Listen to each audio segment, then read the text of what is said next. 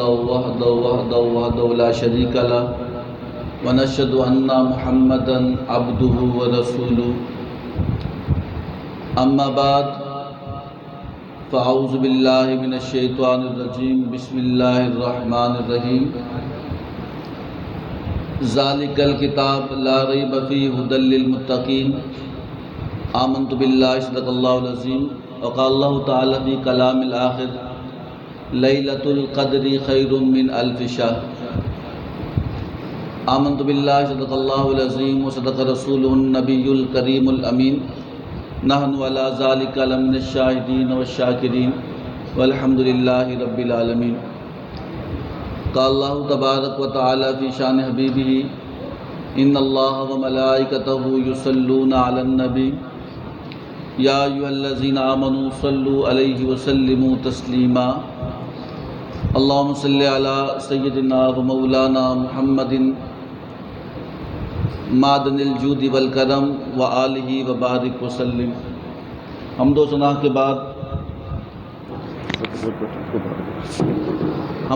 کے بعد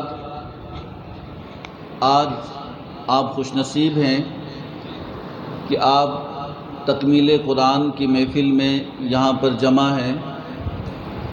اللہ رب العزت کا کروڑ ہاں شکر ہے کہ اس نے ہمیں زندگی میں اتنی مہلت دی کہ ہمیں رمضان المبارک میں عبادات کرنے کی توفیق عطا فرمائے۔ رمضان المبارک اور قرآن کا تعلق، یہ اللہ قرآن میں ارشاد فرماتا ہے کہ شہر رمضان الذی انزل فیہ القرآن، کہ یہ رمضان المبارک ہی کا مہینہ ہے کہ جس میں اللہ رب العزت نے قرآن کو نازل کیا۔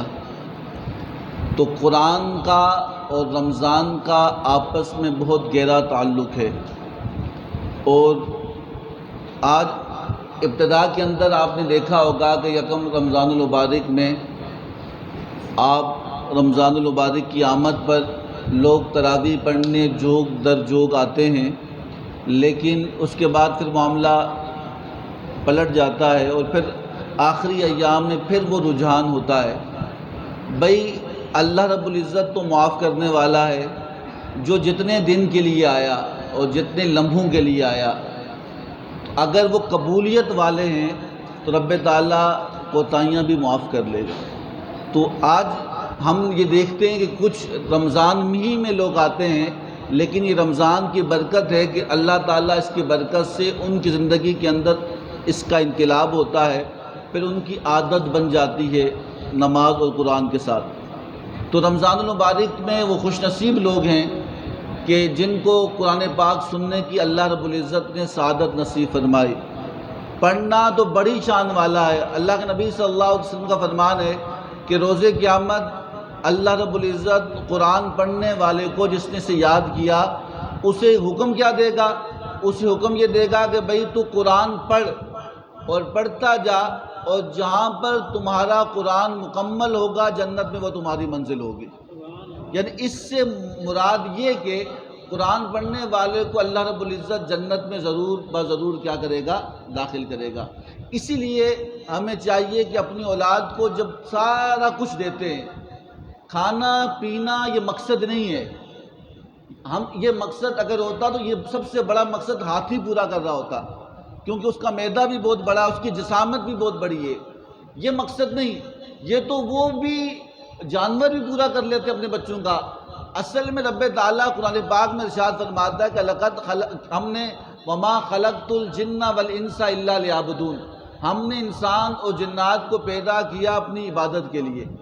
تو اگر اللہ رب العزت ہمیں اولاد کی نعمت دے تو کوشش کریں انہیں قرآن ضرور پڑھائیں۔ اس کا فائدہ یہ ہوگا کہ وہ زمین پر قرآن پڑھیں گے، آسمان کا رب اس کے گھر میں بھی رحمت کرے گا اور اس کے والدین میں برکت نازل کرے گا۔ سمجھا رہی بات کی؟ ہم کہتے ہیں کہ قرآن حدیث مبارکہ میں اللہ کے نبی صلی اللہ علیہ وسلم کا فرمان ہے خیرکم من تعلم القرآن وعلمہ، کہ بے شک تم میں بہتر وہ جو قرآن پڑھے اور دوسروں کو پڑھائے، قرآن سیکھے اور دوسروں کو سکھائے۔ اب میں آپ سے پوچھتا ہوں کہ اگر ہم اکثر طلباء کو بلاتے ہیں قرآن پڑھنے کے لیے، قرآن خوانی کر لیں، اس کا ثواب ہے، لیکن اگر کوئی شخص روزانہ آدھا سپارہ روزانہ گھر میں پڑھنے والا ہو تو 2 مہینے میں اس کا قرآن ختم ہوگا کہ نہیں ہوگا؟ تو پورے 2 مہینے میں اس کا اپنا قرآن ختم ہوگا، اور اس کی ایک ایک لفظ پہ اللہ رب العزت 10 نیکیوں سے عطا فرمائے گا۔ تو یہ سب سے بڑا صدقہ جاریہ۔ حدیث مبارکہ میں اللہ کے محبوب صلی اللہ علیہ وسلم کا فرمان ہے کہ سب سے بڑا صدقہ جاریہ وہ نیک اولاد ہے جو انسان اپنے پیچھے چھوڑ جاتا ہے۔ مال اور اولاد 2 چیزیں انسان چھوڑ کے جاتا ہے۔ مال تو ورثہ لے جاتے ہیں، اولاد باقی بچتی ہے۔ اگر وہ نیک ہوگی تو اولاد یہاں پر سجدہ دے گی زمین پر، اور رب تعالیٰ اس کے باپ کی قبر کو نور سے بھر دے گا۔ سمجھا نہیں بات کی؟ تو اس لیے اس بات کو بھی زندگی کا مقصد بنائیں، حقیقت کو سمجھیں کہ ہماری زندگی کا مقصد یہ نہیں کہ ہم اولاد کو سب کچھ دیتے ہیں، جو دینے کی چیز ہے وہ نہیں دیتے، باقی دینے کا فائدہ کیا؟ اصل چیز دے نہیں رہے جو ہمارے قبر۔ آج میں نے کل درس قرآن میں پرسوں یہ بات کی تھی کہ انسان کی حقیقت کچھ نہیں ہے، انسان کی حقیقت کچھ، انسان جب دنیا سے جائے گا نا اس کو قبر میں جانے تک بھی پتہ نہیں ہوگا کہ وہ ہے۔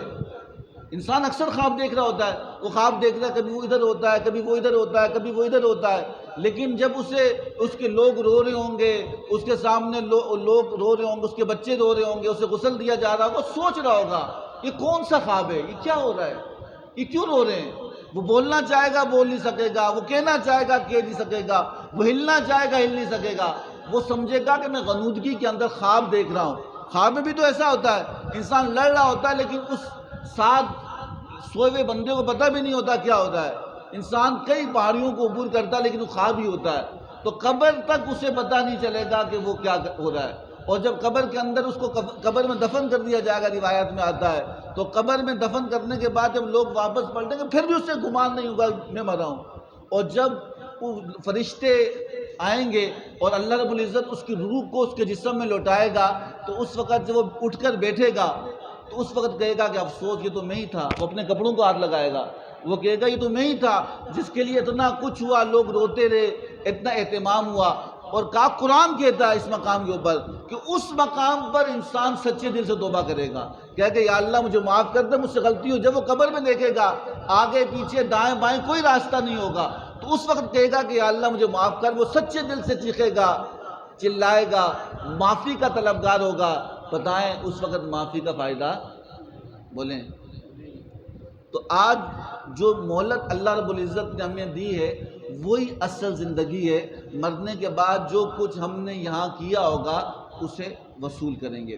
اور دوسرا لیلۃ القدر کی رات، شب قدر کی رات، حضرت عائشہ صدیقہ رضی اللہ تعالی عنہ روایت کرتی ہیں کہ اللہ کے نبی صلی اللہ تعالی وسلم رمضان المبارک میں آخری عشرے کی طاق راتوں میں بڑی عبادت کیا کرتے، اور آپ کے سامنے جب پچھلی امتوں کا ذکر ہوا کہ وہاں پر آپ نے دیکھا کہ حضرت نوح علیہ السلام کی عمر 950 سال تھی، کتنی؟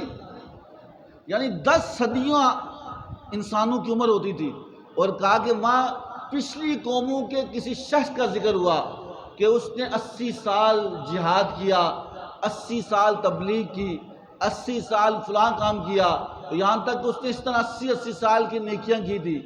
تو اس وقت صحابہ کرام علی رضوان نے عرض کی یا رسول اللہ صلی اللہ علیہ وسلم، وہ لوگ جن کی عمریں طویل تھی اور ان کا ثواب بھی زیادہ ہوگا، جب عمریں طویل ہیں تو نیکیاں بھی زیادہ ہوں گی، یا رسول اللہ روز قیامت ہم تو پیچھے رہ جائیں گے۔ تو اللہ کے نبی صلی اللہ علیہ وسلم خاموش ہوئے، ابھی دل میں یہ بات آئی کہ میری امت پیچھے تو نہیں ہوگی، تو اللہ نے اپنے محبوب کی خاطر جبریل امین کو بھیجا اور قرآن نازل کیا، کہا محبوب غم نہ کر، لیلۃ القدر خیر من الف شہر، کہا کہ آپ کی امت کے لوگ اگر قدر کی ایک رات عبادت کریں گے ہم اسے 1000 مہینوں کے برابر ثواب عطا کریں گے۔ یعنی رات ایک ہے اور ثواب 1000 مہینوں کے برابر رب تعالیٰ اپنے محبوب کی امت کو کیا کرے گا؟ عطا کرے گا۔ اور پھر حدیث مبارکہ میں حضرت عائشہ صدیقہ رضی اللہ تعالیٰ عنہ فرماتے ہیں کہ حضور خیمہ لگائے تھے تو آپ نے اس خیمے سے سر نکالا اور کہا کہ رمضان کی آخری 10 راتوں میں اور طاق راتوں کے اندر تم شب قدر کو کیا کرو؟ تلاش کرو۔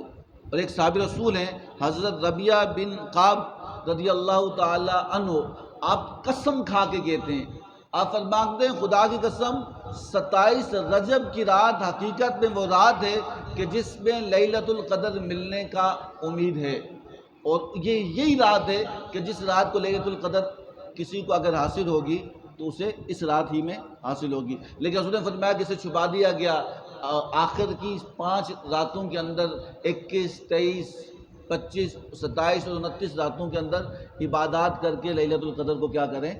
تلاش کریں۔ اور دوسری بات حضرت بایزید بستامی علیہ رحمہ فرماتے ہیں کہ مجھے زندگی کے اندر 2 دفعہ لیلۃ القدر اللہ نے دی، اور میں نے لیلۃ القدر کو دیکھا اور کہا کہ دونوں دفعہ جو رات تھی وہ 27 رمضان کی رات تھی۔ اسی رمضان کو رب تعالیٰ نے مجھے لیلۃ القدر عطا فرمائی۔ اور پھر ہمیں چاہیے کہ زندگی کے اندر اپنے معاملات کو درست کریں، اور پھر یہ راتیں آتی رہیں گی، جاتی رہیں گی، دن آئیں گے جائیں گے، رمضان آئے گا جائے گا، لیکن ایک دن ہوگا یہ تو ہوگی لیکن ہم نہیں ہوں گے۔ ہم خود دیکھ لیں کہ یہ راتیں بھی ہوں گی لیکن ہم میں سے شاید کوئی نہ ہو، اور ہمارے سے کتنے پہلے لوگ تھے آج وہ نہیں ہیں، اور ایک دن ہوگا ہم بھی نہیں ہوں گے۔ تو اس لیے اس رات کو غنیمت جانیں اور راتوں کو ان راتوں میں عبادت کریں، تاکہ یہ راتوں کی عبادت ہم جب قبر میں جائیں تو یہ عبادت ہماری قبر میں نور بن کر کھڑی ہو، ہماری قبر کا اجالا بن جائے، ہماری قبر کی روشنی بن جائے۔ بھائی ہم تو آپ یقین جانیں کہ انسان کا وقت جو ہے وہ گزر جائے گا، چاہے وہ سو کے گزرے، کھڑے ہو کے گزرے، بیٹھ کے گزرے، کچھ طرح بھی گزرے، وقت نے کبھی رکنا نہیں ہے، اس نے تھمنا نہیں ہے۔ جب اس نے گزر ہی جانا ہے تو جو وقت اللہ کی عبادت کا ہے اس وقت اگر ہم عبادت کریں گے، روایت میں آتا ہے نا، ایک بندہ فجر کی نماز پڑھتا ہے تو زور تک اللہ کی امان میں آ جاتا ہے، زور کی نماز پڑھتا ہے عصر تک اللہ کی امان میں آتا ہے، عصر کی پڑھتا ہے مغرب تک اللہ کی امان میں آتا ہے، مغرب کی پڑھتا ہے عشاء تک، اور عشاء کی پڑھتا ہے فجر تک، وہ اللہ کی حفاظت میں آ جاتا ہے۔ آپ سے پوچھتا ہوں جو اللہ کی حفاظت میں آ جائے اسے کوئی نقصان پہنچا سکتا؟ بولیں، اسے کوئی تکلیف پہنچا سکتا نہیں۔ ہمارا نفس ہی اور شیطان جو ہمارے پیچھے، وہ ہمیں اس بات کو تیار نہیں ہونے دیتا کہ ہم ان راتوں کی عبادت کریں یا ہم عام دنوں کے اندر عبادت کریں، تاکہ ہم اللہ کی حفاظت میں داخل نہ ہوں۔ اور پھر صوفیہ فرماتے ہیں کہ بھائی لوٹ آؤ، واپس پلٹ آؤ۔ دیکھیں ہم کتنا بھی بھاگ جائیں، کتنا بھی دوڑیں، کیا کچھ کر لیں، آخر موت ہے کہ نہیں ہے؟ مجھے بتائیں آخر موت ہے؟ جہاں بھی چلے جائیں آخر موت ہے، دنیا کے جس کونے میں چلے جائیں آخر ہماری زندگی کا ایک دن ختم ہونا ہے۔ کوئی حضرت موسیٰ علیہ السلام کے بارے میں کہتے ہیں نا، آپ بڑے جلالی نبی تھے، آپ کے پاس اسرائیل علیہ السلام آئے، شہزاد بھی ادھر تو اسرائیل علیہ السلام آئے اور کہا کہ اللہ نے بھیجا ہے آپ کی روح قبض کر۔ آپ جلالی تھے، آپ نے تھپڑ مار لیا اسے، آپ کی آنکھ نکل گئی، اور آپ اللہ کے پاس پہنچے کہ یا اللہ وہ تیرا نبی تو آنا ہی نہیں چاہتا، اور اس نے مجھے تھپڑ مارا، میری آنکھ ضائع کر لی۔ تو اللہ نے کہا کہ جاؤ موسیٰ علیہ السلام سے کہو یہ جو بیل ہے نا، بیل، اس پہ ہاتھ رکھے، جتنے آپ کے ہاتھ کے نیچے بال آئیں گے ہم اتنے سال آپ کی زندگی بڑھا دیں گے، جتنا آپ چاہیں گے بڑھا دیں گے۔ تو موسیٰ علیہ السلام نے کہا کہ اچھا تو پھر کیا ہوگا اس کے بعد؟ کہا پھر موت۔ کہا 100 سال ہو، 200، اس کے بعد کیا ہوگا؟ کہا موت۔ کہا کہ جب 100 سال بعد ہی جانا ہے، جب رب بلا رہا ہے تو پھر کیوں نہ چلا جائے؟ تو کہا کہ پھر آپ، کہا کہ یاد رکھنا کہ انسان کتنا بھی جی لے اس نے آخر لوٹ کر اللہ کے پاس جانا ہے۔ صوفیہ فرماتے ہیں کہ یاد رکھو لوٹ آؤ، اس سے پہلے کاروبار ہو اور چلانے والا نہ ہو، اسکول ہو پڑھنے والے نہ ہو، اسی طرح کہا کہ فیکٹریاں ہوں رجسٹر میں حاضری لگانے والا نہ ہو۔ آپ دیکھیں نا آپ کے ساتھ کتنے لوگ کام کرتے تھے، کوئی ریٹائر ہو گئے، کوئی ریٹائر سے پہلے دنیا سے ریٹائر ہو گئے، ان کی ابھی تک ریٹائرمنٹ نہیں ہوئی لیکن وہ دنیا سے کیا ہو گئے؟ صوفیہ فرمان لوٹ آؤ، اس سے پہلے رجسٹر ہو اور حاضری لگانے والا نہ ہو، گھر ہو رہنے والا نہ ہو، بازار ہو آباد کرنے والا نہ ہو۔ اسی طرح فرمایا کہ دیکھو انسان کی حقیقت 2 لفظوں کے درمیان ہے، کتنی؟ ہمارے یہاں یہ خانقاہ ہے، یہاں پہ خالی مٹھائی ہم نہیں دیتے، ہم لنگر کا بھی انتظام کرتے ہیں۔ صوفیہ کا طریقہ، ایک واقعہ سناؤ صوفیہ کا ایک طریقہ ہے۔ آپ فرماتے ہیں کہ ایک بزرگ کے بارے میں کہتے ہیں کہ ان کا لنگر وہ چلتا تھا۔ بلے شاہ فرمائے اینٹ کھڑک کے ٹکڑ بچے تتا ہوئے چلہ، فقیر کھا جاون راضی ہوئے بلا، کہ اللہ راضی ہو، کوئی کھائے گا اللہ راضی ہوگا، سب سے بڑا صدقہ کسی کو کھانا کھلانا ہے۔ تو آپ لنگر کھا کے جائیں گے، اس لیے میرے ساتھ چلیں۔ تو آپ ایک بزرگ کے بارے میں کہتے ہیں ان کا معمول تھا کہ کوئی بھی آتا وہ خالی واپس لوٹتا، میں یہاں سے واپس آؤں گا، وہ کبھی وہ واپس نہیں لوٹتا تھا۔ تو کہا کہ ایک دفعہ ان کے پاس لوگ کوئی بھی آتا، اگر پیسے نہ ہوتے نا وہ ادھار پیسے لیتے اور لے کر پھر کیا نام اسے کھلا کے بیچتے، اور یہاں تک کہ ایک دن ہجوم لگا تھا، بہت لوگوں کے قرضہ ہو گیا اور بہت سے لوگ لینے کے لیے آئے اور قرض خواہ بیٹھے تھے، وہ ضعیف تھے، بڑی عمر تھی، اور جو بھی آتا اس کو کھلاتے اور کہتے ہیں بابا پیسے ہمارے کا دے دوں گا۔ میں نے کہا کہ نہیں دوں گا، ہمارے یہاں لوگ پیسے لیتے ہیں نہ دینے کے لیے۔ انہوں نے کہا نانا پیسے تو لیے دوں گا واپس تمہیں، اور کہا کہ لوگ ہجوم لگ گیا۔ ایک بچہ برنڈے بیچنے والا آیا، اس نے آتے ہوئے آواز لگائی تو کہا کہ بابا نے دیکھا کافی لوگ بیٹھے ہیں، کچھ کافی ٹائم سے کھانا نہیں کھایا۔ تو آپ نے برنڈے والے بچے کو کہا کہ کتنے برنڈے؟ اس نے کہا 2 تھیلیاں ہیں۔ کہا سب بانٹ لے، جتنے پیسے بنیں گے مجھ سے لے لے۔ تو بچہ خوش ہوا کہ چلو ایک ہی چکر میں سارا کام ہو گیا۔ جب وہ سب نے کھا لیا، کھانے کے بعد وہ بچہ آیا، اس نے کہا کہ بابا پیسے؟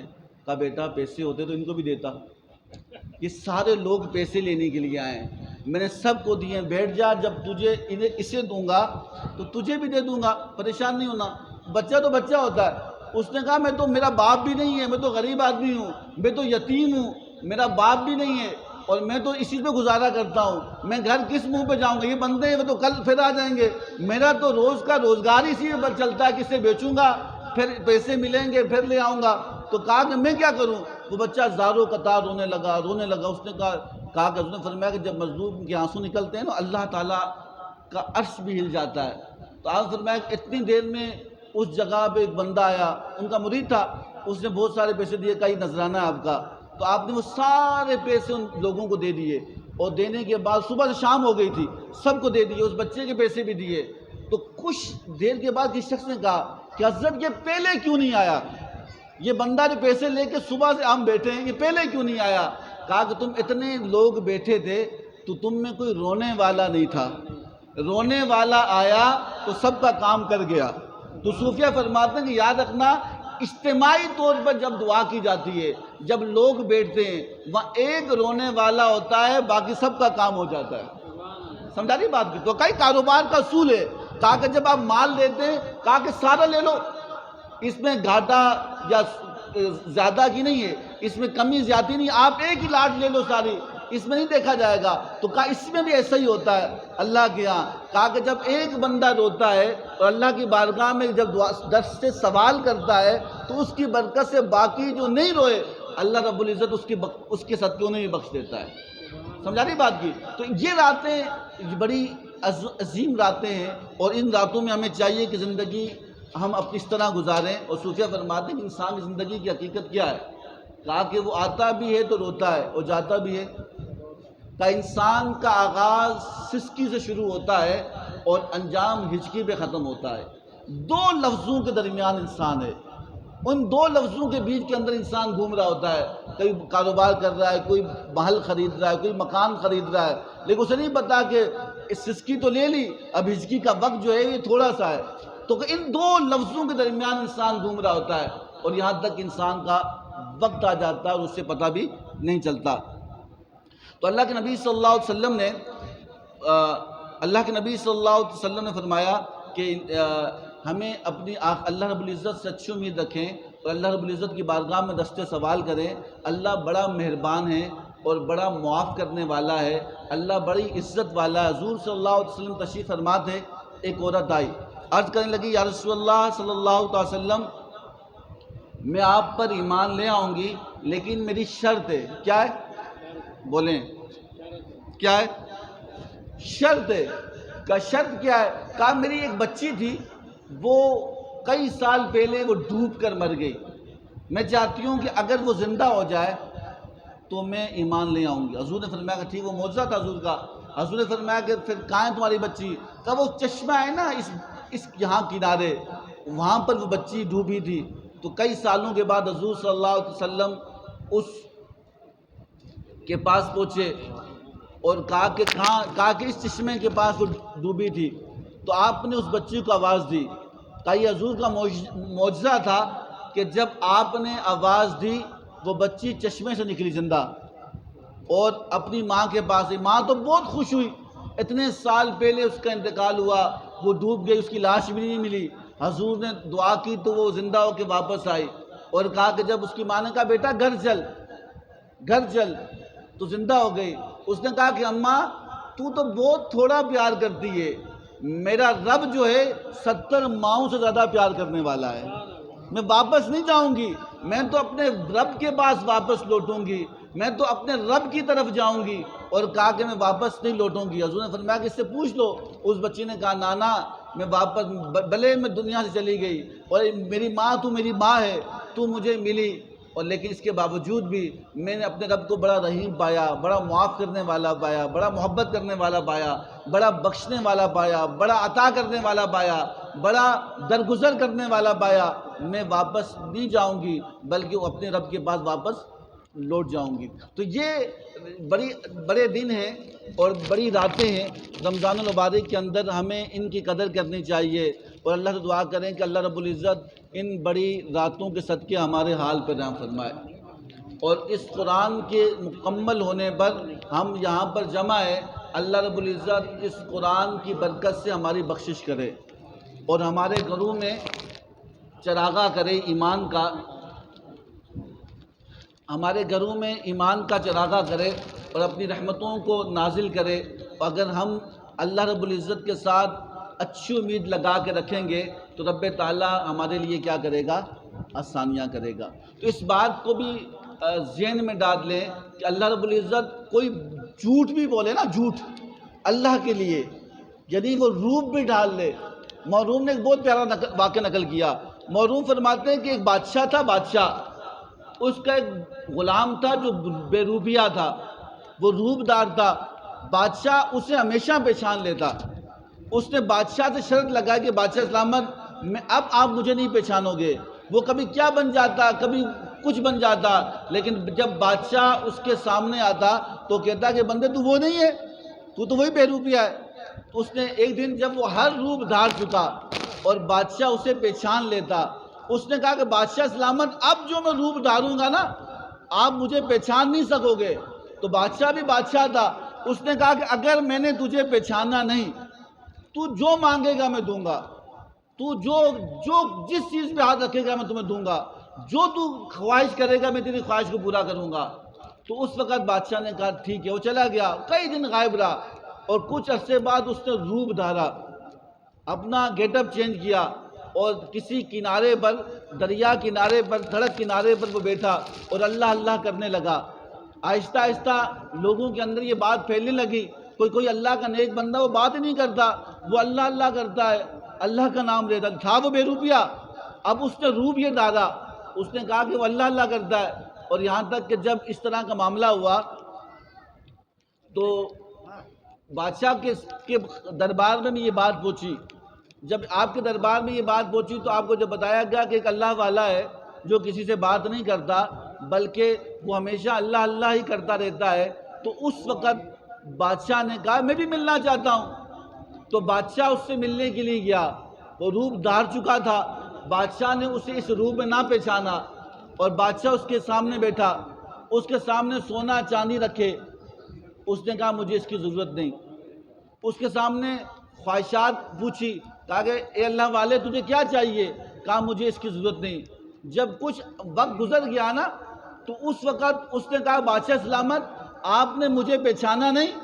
کہا نہیں آج نہیں پہچان سکا، تو کون ہے؟ کہا بادشاہ سلامت میں وہی بے روپیہ ہوں جسے ہر روپ میں آپ پہچان لیتے تھے، لیکن آج آپ نہ پہچان سکے، میرا روپ بھی ایسا تھا۔ بادشاہ نے اسے کہا کہ ہاں آج تو جیت گیا، آج تو جیت گیا، آج میں تجھے پہچان نہ سکا، آج تو کامیاب ہو گیا، اب تو بتا تجھے کیا چاہیے، تو جو مانگے گا، جس جگہ مانگے گا میں دوں گا۔ اس نے روپ دھار چکا تھا، اس نے کہا بادشاہ سلامت میں نے جھوٹا روپ دھارا، میں نے دھوکہ دینے کے لیے، اپنے آپ کو چھپانے کے لیے میں نے روپ دھارا، اور اللہ رب العزت نے مجھے پھر میرے شرم کو رکھا اور آپ مجھے پہچان نہ سکے۔ اے بادشاہ سلامت آپ کہتے ہو، اب اس کا دل بدلنا تھا نا اللہ نے، کہا کہ اب آپ کہتے ہو کہ مجھے کچھ چاہیے جس کے لیے روپ دھارا تھا، پہلے نقلی تھا اب اصلی اس کے راستے میں چلتا ہوں، اب مجھے مال و دولت کی ضرورت نہیں ہے۔ تو کہا یہاں صوفیہ فرماتے ہیں کہ اگر معروف فرماتے ہیں اگر کوئی شخص نقلی اللہ والا بن جائے، ایک وقت آئے گا وہ اصلی بن ہی جائے گا۔ آپ فرماتے ہیں وہ کوشش شروع کرے، اللہ کے راستے میں نکلے، اللہ کی بارگاہ میں آئے، اللہ کے حضور سجدہ ریز ہو، ایک وقت آئے گا تو اللہ رب العزت اسے حقیقی سجدے کا نور عطا فرمائے گا، حقیقی لذت نصیب فرمائے گا۔ تو اللہ سے دعا کریں کہ اللہ تعالی ہمیں اپنی عبادت کرنے کی توفیق عطا فرمائے اور ہم سب کو آپس میں اتفاق اتحاد نصیب فرمائے۔ آج ختم القرآن اور تکمیل قرآن کی مجلس ہے اور ہمارے لوگوں نے جس طرح اس کے اندر شامل ہوئے اور جس طریقے سے حصہ ملایا، اللہ رب العزت ان تمام لوگوں کا حصہ اپنی بارگاہ میں مقبول منظور فرمائے۔ حصے سے مراد یہ نہیں ہوتا کہ بندہ پیسہ ہی دے، کیا بندہ پیسہ ہی دے، وقت دینا سب سے بڑا وقت حصہ ہوتا ہے، کسی کام کے لیے کھڑے ہو جانا سب سے بڑا حصہ ہوتا ہے۔ باقی اللہ کی جو توفیق ہے، اللہ رب العزت وہ آسانیاں کرتا ہے۔ آپ نے دیکھا کہ پچھلا سال رمضان المبارک کے اندر یہاں کے جو معاملات تھے وہ کافی پیچیدہ تھے اور مسجد کی حالت بھی خستہ تھی، اور ہمارے احباب نے اس کے لیے کوشش کی، جناب ریاض بلوچ صاحب نے اور منظور بلوچ صاحب نے اور فاروق بھائی نے، شہزاد بھائی نے، افسر بلوچ صاحب نے، اور جناب شیر افضل ماما یہ ہمارے بزرگ ہیں، آصف بٹ صاحب اور راؤ جمشید صاحب، بابا قاسم، حافظ ابرار، حافظ نوید اور دلاور شہزاد، اسلم، نور شاہ، محمد مہربان، شہزاد بلوچ، شازیب بٹ، محمد فیضان، عبداللطیف قادری صاحب وہ بھی مصروفیت کی وجہ سے نہ آ سکے۔ تو یہ ہمارے جو احباب ہیں، آپ نے دیکھا یہ دن رات محنت کرتے رہے، تو اللہ رب العزت نے اس کا صلہ عطا کیا۔ صلہ آپ کیا سمجھتے ہیں؟ صلہ یہی ہے یہاں پہ بیٹھے، یہ یہاں پہ بیٹھے نہیں ہیں، اللہ رب العزت اس مسجد، حضور نے فرمایا، میری بات یاد رکھنا، حضور نے فرمایا کہ یاد رکھنا یہ جو مسجدیں ہوتی ہیں نا، مسجدیں یہ روز قیامت تمہاری سواری بن کے جنت میں لے کے جائیں گی۔ کیا لے کے جائیں گی؟ یہ تمہاری سواری بنے گی، تم اس میں ہوگے اور تمہیں پل صراط کا راستہ بال سے زیادہ باریک اور تلوار سے زیادہ تیز ہے۔ آپ فرمایا کہ روز قیامت جو مسجدوں میں آنے جانے والا ہوگا نا، ان کو رب تعالیٰ یہ شرف عطا کرے گا، ان کے لیے وہ تلوار سے زیادہ تیز اور باریک کا معاملہ نہیں ہوگا، وہ مسجدوں میں آئیں گے اور جب مسجدوں سے باہر نکلیں گے وہ جنت کے اندر ہوں گے۔ سمجھا رہی بات کی؟ تو جس طرح ہمارے جو احباب ہیں، فواد مصطفیٰ اور عمر الہی بھائی اور جتنے بھی احباب ہیں، اللہ رب العزت ان سب کو اپنی بارگاہ مقبول منظور فرمائے، اور ہر سال کی طرح حافظ ابرار، حافظ نوید اور دلاور شہزاد نے پانی کا انتظام کیا۔ میں اکثر کہتا ہوں اللہ رب العزت انہوں نے یہاں پانی پلایا، اور انشاءاللہ یہ انشاءاللہ روز قیامت آب کوثر بھی آپ کو پلائیں گے انشاءاللہ۔ سمجھا؟ آب کوثر سمجھتے ہو کہ وہ سبیل جو حضور جام پلائیں گے، جو حضور کے لوگوں کی خدمت کریں، جو اللہ کے گھر کی خدمت کریں، اللہ رب العزت انہیں رسوا نہیں کرتا۔ اور جن احباب نے انت تک محنت کی اور کوشش کی، اللہ رب العزت ان کا کوشش کو اپنی بارگاہ مقبول و منظور فرمائے۔ سب کا آنا، ہم نے کہا تھا، ریاض بھائی سے کہا تھا کہ انشاءاللہ اس مسجد کو روشن کریں گے، روشن ہوئی کہ نہیں ہوئی؟ روشن ہوئی کہ نہیں ہوئی؟ حضور نے فرمایا کہ جو اللہ کے گھروں کو روشن کرتا ہے، اللہ ان کی قبروں کو روشن کرتا ہے۔ خالی قبریں نہیں، اللہ ان کے گھروں کو روشن کرتا ہے۔ خالی گھر نہیں، اللہ ان کے دلوں کو روشن کرتا ہے۔ خالی دل نہیں، اللہ ان کی نسلوں کو روشن کرتا ہے۔ نسل نہیں، اور قیامت تک جتنی نسلیں آتی ہیں اللہ اس کی برکت ان نسلوں کو روشن کرتا ہے۔ تو اس طرح ہمارے جتنے بھی بزرگ، جس طرح گلستان تونولی صاحب ہیں، یہ ہمارے سرپرست ہیں، یہ ہمارے لیے ایک صاحبان ہیں، یا ہم غلطیاں کریں گے یہ ہمیں بتائیں گے، ورنہ میں سچی بات کروں، آپ چل بیٹھے ہیں، تو مجھے بہت زیادہ غصہ آتا ہے، بہت کوشش کرتا ہوں، مجھے برداشت نہیں ہوتا، لیکن اگر ریاض بھائی نہ ہوتے میں کہیں نہ کہیں پھٹ جاتا، اور میرا یہ ہوتا ہے بس ختم، بس ختم ختم۔ تو یہ ان کی سرپرستی ہے، یہ ہمارے ساتھ ہوتی ہے۔ ہمارے والد صاحب نے انہیں ذمہ داری دی، بزرگ کچھ سمجھ کے کسی کو ذمہ داری دیتا ہے، یاد رکھنا، وہ جانتا ہے کہ کس کو کیا کرنا ہے۔ تو یہ ہمارے لیے سرمایہ ہے، اللہ سے دعا کریں اللہ انہیں آباد کرے، اللہ رب العزت ہم سب کو آباد کرے، اور جنہوں نے مسجد کی خدمت کی اللہ رب العزت ان کی جان مال عزت آبرو کی حفاظت کرے، اور جو کو سنا اس پر عمل کرنے کی توفیق عطا فرمائے۔ یہ شہزاد بھائی ہمارے بھائی ہیں، اور ان کے بارے میں کہوں گا یہ بہت چھپتے رہتے ہیں، لیکن میں نے جب بھی ان کو کبھی بھی کسی مسئلے کے لیے کہا، یہ اپنا کام چھوڑ کے آ جاتے تھے۔ میں نے کہا کیوں؟ کہا نہیں، کام تو ہوتے رہیں گے، آپ کا کام پہلے۔ سمجھ آ رہی بات کی؟ تو یہ ہمارے لوگ ہیں۔ تو اللہ رب العالمین میری دل سے دعا ہے، ہم جب بھی دعا کرتے ہیں عبادت کرتے ہیں، جو ٹوٹی پھوٹی جو لنگڑی عبادت ہے ہم کرنے کے بعد ان سب کی دعا کرتے ہیں، آپ سب کی دعا کرتے ہیں کہ جو اللہ رب العزت آپ کو انشاءاللہ کبھی رسوا نہیں کرے گا، اللہ رب العزت آپ کا سایہ ہم پہ تا دیر قائم و دائم رکھے، اور اللہ رب العزت سب کا آنا اپنی بارگاہ مقبول و منظور فرمائے، اللہ رب العزت سب پر اپنی رحمتوں کو نازل فرمائے، اور جو کو سنا اس پر عمل کرنے کی توفیق عطا فرمائے۔ وما علینا الا البلاغ۔